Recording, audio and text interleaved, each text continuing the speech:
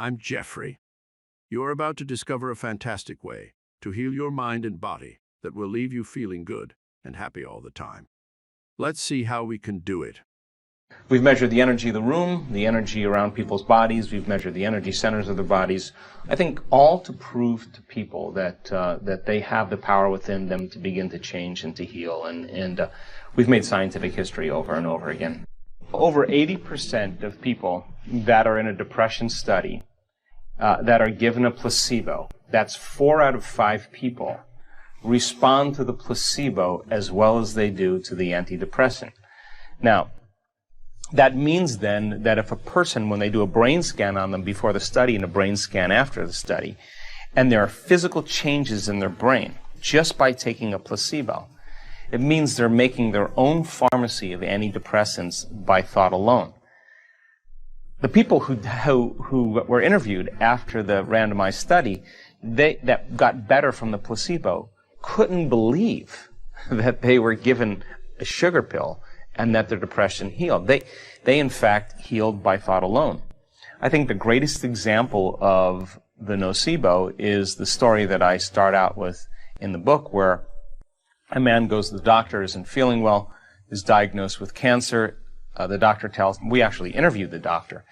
He told the patient that he had a terminal cancer and that he had a very short amount of time to live. And the patient said, well, I just want to live through Christmas, and after Christmas, I really don't care. I just want to spend time with my family.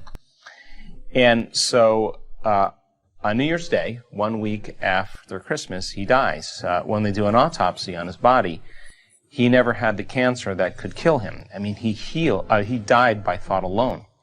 And when you think about dying by thought alone, it makes you wonder what you believe in. And so I think that's a strong example, but you can give someone a sugar pill and tell them that it's a certain drug, and when they take the drug, they get the side effects of that drug, because some people anticipate a good outcome, consciously or subconsciously, and some people consciously or unconsciously expect a bad outcome. So when they expect that bad outcome, they begin to manufacture the very symptoms of their own belief.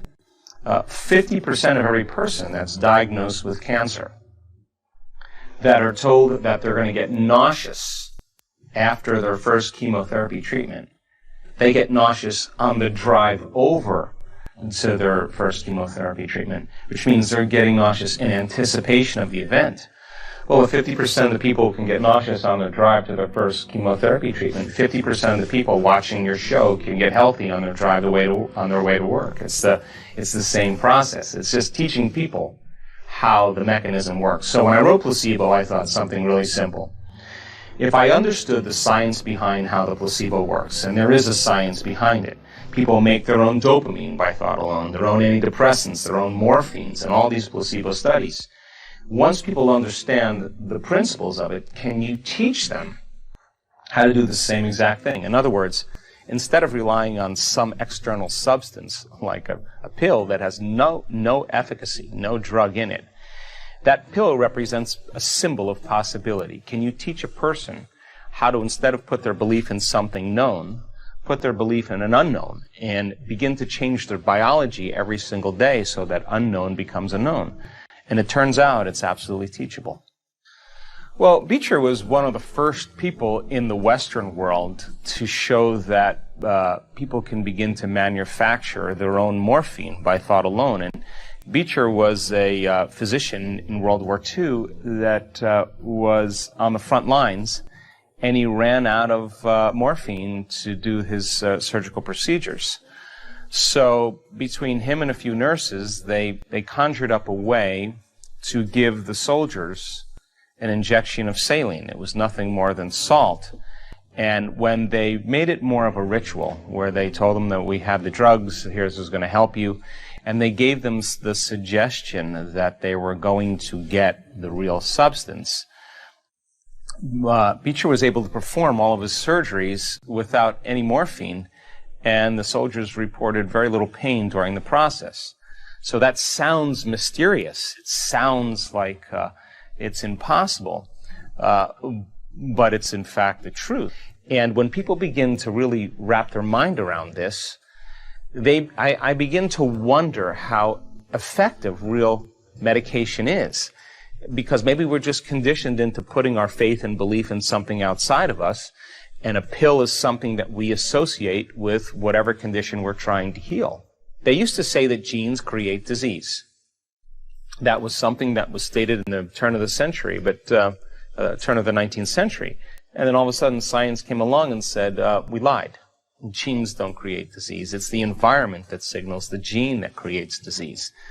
Less than 5% of the people on the planet are born with genetic conditions. The other 95 are created by lifestyle and behaviors. Think about it. Two identical twins sharing the same exact genome. One dies at 55, the other one dies at 82. Same genome, different environmental experience. So, all of a sudden now, if the environment signals the gene, and the end product of an experience in your environment is called an emotion, the next question is, can you signal the gene ahead of the environment? And the answer is absolutely yes. Our research shows then when people begin to embrace an emotion and have a clear intention, they're beginning to change their brain and body to no longer live in the past, but all of a sudden begin to live in a new future. And yes, it takes practice to be able to keep firing and wiring those thoughts, to begin to keep reviewing and rehearsing your behaviors.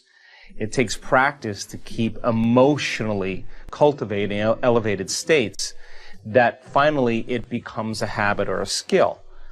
So every time the person thinks about the betrayal, the shock, they're producing the same chemistry in their brain and body as if the event was occurring.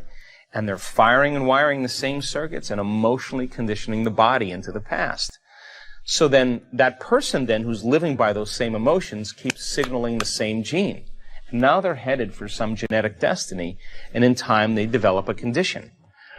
So then the fundamental question is, what if a person begins to think differently? Firing and wiring, creating new circuitry. What if they begin to rehearse who they want to be that day?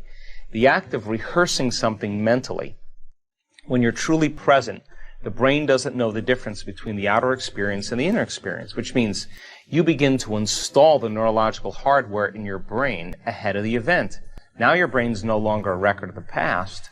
Now it's a map to the future. So now you're priming your brain to behave exactly the way you want it to behave because you're rehearsing it. And it's no different than rehearsing lines in a play. If you go to a play and you're an actor and you haven't rehearsed your lines and reviewed them in your mind, you're not going to be able to demonstrate that character. But by rehearsing that activity in your mind, rehearsing who you're going to be, that hardware ultimately becomes a software program, which means you're going to start to naturally behave that way. And yes, when our students begin to understand that when they embrace an elevated emotion, that they're signaling the gene ahead of the environment, they assign more meaning to doing it. So the act of going from their old self to the new self does something really magical. The person starts to heal by thought alone. All of a sudden, they're in a new state of being. And the disease, the condition, existed in the old person.